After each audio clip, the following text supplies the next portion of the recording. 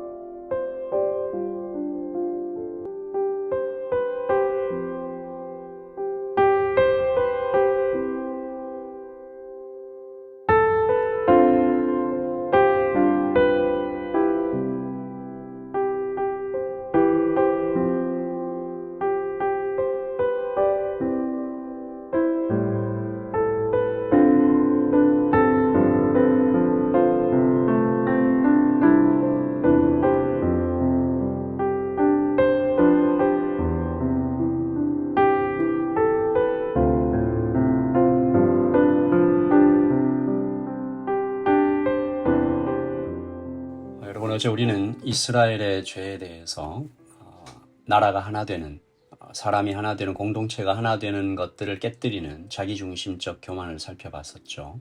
주님께서 우는 자와 함께 울라고 말씀하셨는데 그 말씀에 순종하는 사람이 이스라엘에 없었다는 거죠.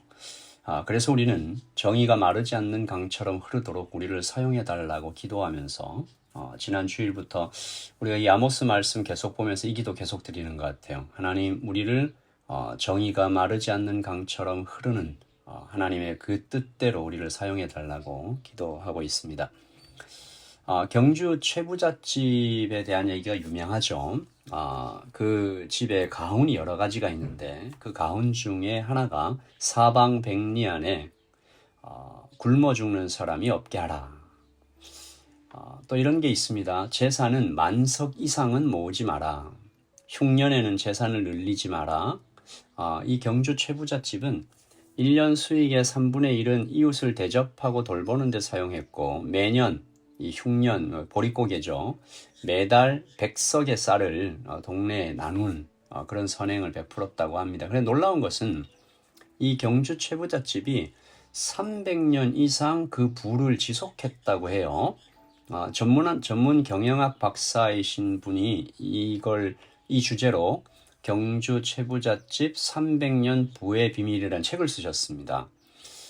그의 말에 의하면 경주의 이 최부잣집이 1600년 초에 시작해서 1950년에 이르기까지 10대에 걸쳐서 그 부를 유지했는데 이건 세계적으로도 유례가 없는 일이라는 것입니다. 중세 이탈리아의 메디치라는 가문이 거의 유럽을 지배하다시피 한 부자인데 그 가문도 200년밖에는 존속하지 못했대요.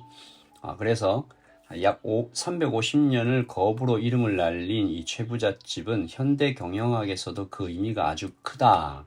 그런데 그 최부잣집이 그 부를 계속 유지할 수 있었던 이유는 더 악착같이 모으는 것이 아니라 나누고 사랑하는 것이 그들의 부의 비결이었다라는 것이죠. 우리 주님의 말씀이 다시 한번 진리임이 확인되는 것입니다. 누가복음 6장 38절 주라 그리하면 너희에게 줄 것이니 곧 후히 되어 누르고 흔들어 넘치도록 하여 너희에게 안겨주리라. 너희의 헤아리는 그 헤아림으로 너희도 헤아림을 도로 받을 것이니라. 자기중심적 교만은 그러므로 아주 악한 것입니다. 아주 위험한 것입니다. 우리가 돈을 가지고 그렇게 할 때는 우리를 가난하게 만들 수 있고 이웃을 내 몸같이 생각하고 헤아리는 마음과 태도의 번영의 축복이 숨겨져 있다는 것을 우리가 놓쳐버릴 수 있는 것이죠. 아모스가 자기중심적 교만에 빠져서 멸망의 심판을 예고받는 이스라엘을 위해서 그래서 기도하는 겁니다. 너네들 이렇게 하다가는 잘 될 것 같지? 아니야. 하나님의 뜻을 하나님의 이 세상 원리를 거부하면 오히려 망하는 길이야 라고 얘기하는 것입니다. 그러므로 선지자의 기도는 오늘 우리가 드려야 할 기도이기도 하고 어쩌면 우리가 그 기도의 응답을 받은 사람이다라는 것을 깨달아야 하는 것이죠. 어제 하나님의 최종 확정된 판결에도 얼마든지 기회가 있다라고 말씀드렸는데요. 하나님의 자비하심은 마지막까지 기회를 계속 주시고 할 수 있는 모든 방법을 사용해서 그들을 돌아오게 하시는데 그 기회가 영원하지 않은 거죠. 하나님의 때는 어제 말씀처럼 어느 날 갑자기 임하될 것인데 오늘 그 심판이 임하게 되는 그 이야기를 하고 있는 것입니다. 오늘 아모스가 7장 1절이죠. 하나님 앞에서 꿇어 엎드려 중보 기도를 드리는데 주 여호와께서 내게 보이신 것이 이러하니라. 왕이 풀을 벤 후 풀이 다시 움돋기 시작할 때에 주께서 메뚜기를 지으심에 메뚜기가 땅의 풀을 다 먹은지라. 내가 이르되 주 여호와여 청하건대 사하소서. 야곱이 미약하오니 어떻게 서리이까 하매 여호와께서 이에 대하여 뜻을 돌이켜셨으므로 이것이 이루어지지 아니하리라. 여호와께서 말씀하셨느니라. 그리고 똑같은 말씀이 이제 한 번 더 그리고 또 한 번 더 이렇게 반복되는데 4절에서 6절도 한번 읽겠습니다. 불의 심판이죠. 주 여호와께서 또 내게 보이신 것이 이러하니라. 주 여호와께서 명령하여 불로 징벌하게 하시니 불이 큰 바다를 삼키고 육지까지 먹으려 하는지라. 이에 내가 이르되 주 여호와여 청하건대 그치소서. 야곱이 미약하오니 어떻게 서리이까 하매 주 여호와께서 이에 대하여 뜻을 돌이켜 주 여호와께서 이르시되 이것도 이루어지 아니하리라. 하나님께서 심판을 말씀하시는데 아모스가 그 앞에 막아서서 하나님 이렇게 하지 마십시오라고 중보했을 때 하나님께서 뜻을 돌이키셨다. 이것은 사실은 더 정확하게 말씀드리자면 하나님께서 그 기도를 기다리셨다라고 봐야 되는 거죠. 뜻을 돌이켜달라고 기도하는 그 사람을 기다리고 계셨다. 에스겔서 22장 30절에 보면요. 나는 그들 가운데서 한 사람을 찾아서 성벽을 쌓고 이 땅을 위하여 내가 진노를 풀도록 기도하게 하려고 하였으나 그런 사람이 하나도 없었다. 하나님 그런 사람을 찾고 계신답니다. 하나님께서 어떤 사람요? 성벽을 쌓고 이 땅을 위하여 하나님께 하나님 진노를 풀어주십시오라고 기도하는 그 사람을 찾았다는 거죠. 찾으셨다라는 거죠. 하나님께서는 오늘 이스라엘을 위하여 그 사람을 찾으셨습니다. 아모스였습니다. 하나님께서 그 기도를 들어서 2번이나 뜻을 돌이키십니다. 하나님께서 아모스에게 짜증내셨을까요? 나 자꾸 왜 내 하는 일을 가로막냐? 아니죠. 기뻐하셨겠죠. 하지만 말씀드린 것처럼 하나님의 용서는 무한으로 공급되지는 않습니다. 그 양과 깊이는 무한하지만 그 때가 정해져 있는 것이죠. 7절입니다. 또 내게 보이신 것이 이러하니라. 다림줄을 가지고 쌓은 담 곁에 주께서 손에 다림줄을 잡고 서셨더니 여호와께서 내게 이르시되 아모스야 내가 무엇을 보느냐. 내가 대답하되 다림줄이니이다. 주께서 이르시되 내가 다림줄을 내 백성 이스라엘 가운데 두고 다시는 용서하지 아니하리니. 여러분 다림줄은 기준을 잡는 줄이죠. 건물이나 벽이 수직으로 잘 서 있는지 체크하는 줄인데 끝에 무거운 것을 달아서 늘어뜨린 후에 그 선에 맞춰서 벽을 세우는 것이죠. 이것이 잘못되면 건물이 무너지거나 뒤틀려 버리거나. 하나님은 지금 이스라엘을 향해서 그 다림줄을 들고 서셨는데 하나님의 뜻에 하나님의 말씀에 전혀 맞지 않다. 그래서 다시는 용서하지 않겠다. 때가 된 것입니다. 하나님께서 계속 뜻을 돌이키시다가 하나님의 정하신 그때가 마침내 오고야 말았다는 거죠. 9절입니다.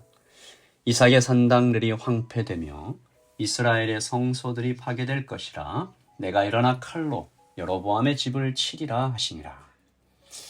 여기서 이 황폐되겠다라고 얘기하신 이삭의 산당은 두 가지 뜻을 가지고 있습니다. 첫째는 창세기 26장 25절에 이삭이 그곳에 제단을 쌓고 여호와 이름을 부르며 거기 장막을 쳤더니 라고 하는 것처럼 하나님을 섬기는 어떤 경건한 장소, 예배의 장소로도 쓰이지만 이삭이라는 이 이름의 뜻이 웃음이라는 뜻 아닙니까? 그러니까 이제 그 성소가 그냥 웃음거리가 돼버렸다.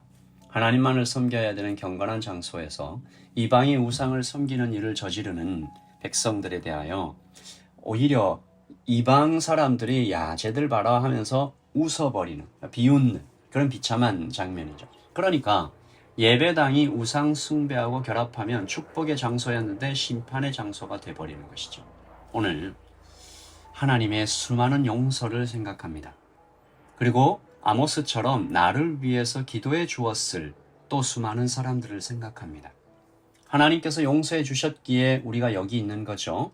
그리고 그 누군가가 나를 위하여 기도해 주었기에 내가 여기 있는 것 아니겠습니까? 그래서 그 은혜를 받은 우리가 그런 우리인데 혹시 나의 몸과 나의 생각이 또 우리 교회가 하나님 아닌 다른 것을 예배하고 있는지, 그래서 이 사단의 웃음거리가 되어버리는 그런 일은 생기지 않는지, 이 다림줄을 들고 오셨을 때 하나님의 그 기준에서 살아남을 수 있는 길은 있는지, 우리가 의지해야 할 것 예수 그리스도의 은혜밖에 없지 않겠습니까? 세상도 압니다. 나누어야 살아난다. 정의롭게 살아야, 사랑을 실천하며 살아야, 그래야 그 부가, 그 평안이 유지된다라는 세상도 압니다. 하나님, 오늘 아침에 우리가 기도할 때 아버지 하나님, 우리를 좀 더 깊이 살펴보는 우리가 오늘이 되게 하여 주시옵소서. 하나님의 다림줄이 이렇게 내려지고 있는, 정말 어쩌면 얼마 남지 않았을 것 같아요. 하나님께서 오시는, 우리 주님께서 오시는 그날 기다리면서 하나님, 우리를 불쌍히 여겨주시고 하나님의 수많은 용서와 나를 위해 기도했을 그 수많은 사람들을 위하여 감사하며 내 것을 나누는 오늘 하루가 되게 하여 달라고 기도하겠습니다. 아버지 하나님, 자기 중심적인 교만에서 빠져나올 수 있도록 은혜 내려주시옵소서. 하나님께서 나에게 닥쳐야 될 그 고난과 그 어떤 징벌과 심판이 계속 용서되었고 또 나를 위하여 누군가 기도하였기에 제가 여기에 서 있는 것을 우리가 고백합니다. 아버지 하나님, 그러나 주님의 때가 이르러서 하나님의 다림줄이 내려지면 우리는 견딜 수 없음을 또한 고백합니다. 아버지 하나님, 그 다림줄에서 우리를 살아나게 하신 것 오직 주님의 은혜밖에 없음을 주님께 다시 한번 고백하면서 하나님 아버지, 우리를 불쌍히 여겨주시고 오늘 하루 그 은혜를 기대하며 살아가는, 그 은혜에 기대어 살아가는, 그래서 우리가 받은 은혜를 나누며 살아가는 오늘 하루가 되게 하여 주시옵소서. 감사합니다. 예수 그리스도의 이름으로 기도합니다. 아멘. 여러분, 오늘 하루도 주님 은혜 아래서 감사하면서 나누면서 살아가십시다. 또 내일 아침 하나님의 말씀을 함께 뵙겠습니다. 샬롬.